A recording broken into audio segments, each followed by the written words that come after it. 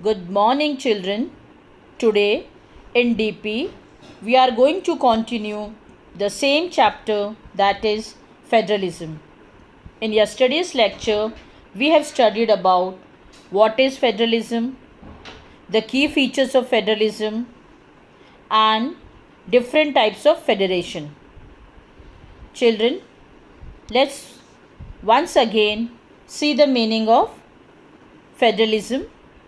In a federal system, power is shared by central government and state or local governments. State or provinces are given considerable self-rule, usually through their own legislature. That means federalism is a system of government in which the power is divided between a central authority and various constituent units of the country. Usually, a federation has two levels of government. One is the government for the entire country, that is usually responsible for a few subjects of common national interest. The other are government at the level of provinces or state that look after much of day-to-day administration of their state. Both these level of government enjoy their power independent of other. Constitution describes the rights, responsibilities and the duties of central government and the state government. Now children, let's see how did India emerge as a federal state.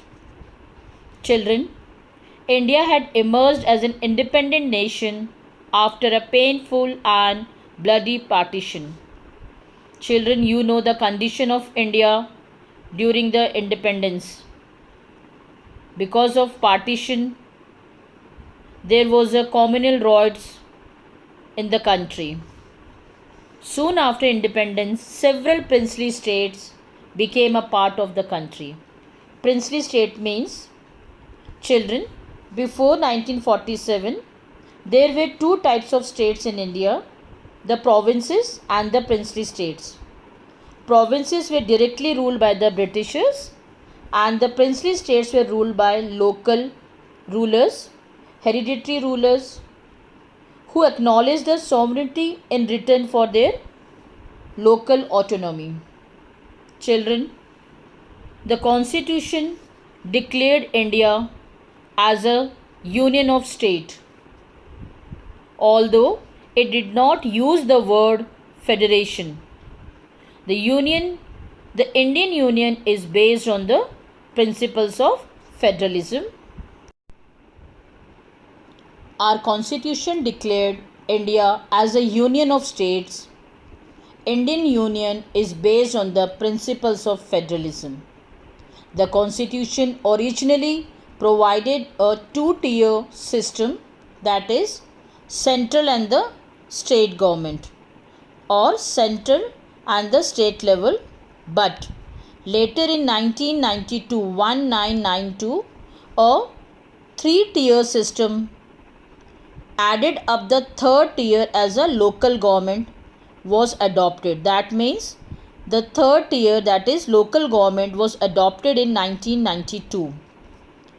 The power are divided between three levels by the union list, state list and concurrent list respectively. Children, the Constitution has clearly provided a threefold distribution of legislative powers between the union government and the state government. It contains three lists. The first one is union list. Children, this list includes subjects of national importance such as defense, foreign affairs, banking, communication and currencies. Children, why we have included defense, foreign affairs, banking, etc. in the union list? Because we need a uniform policy for the entire country. the union government can alone make laws regarding or related to the subject mentioned in the union list. Children, once again I am repeating the union list. The subjects which are of national importance are included in the union list, such as defense, foreign affairs, banking, communication, currency, etc. Why we have included this in the union list? Because we need a uniform policy on these subjects, and only the union government can make a laws relating to these subjects. Now the second list is state list. The list contains subjects of state and local importance, such as police, trade, commerce, agriculture, irrigation, etc. The state government alone can make laws relating to the subject mentioned in the state list. Next one is concurrent list. It includes the subject of common interest of both the government, union government as well as state government, such as education, forest, trade union, marriage, adoption and succession. But the union as well as the state government can make laws on the subject mentioned in the list. Children, if there is any conflict, the laws made by the union government will prevail.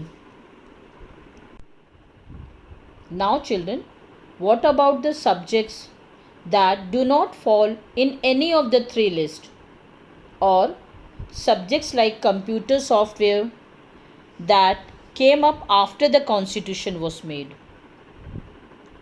According to our constitution, the union government has the power to legislate on these residuary subjects.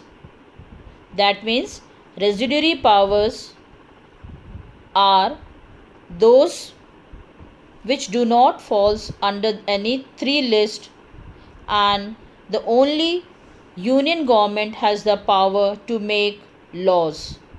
For example, computer software.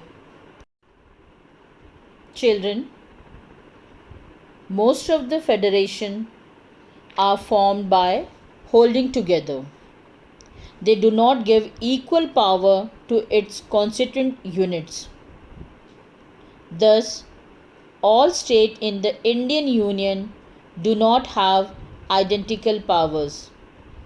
There are some units of Indian Union which enjoy very little powers. These are the areas which are too small to become an independent state, but which could not be merged with any of the existing states. These areas like Chandigarh or Lakshadweep or capital city of Delhi are called union territories. These territories do not have the power of state. The central government has special power in running these areas.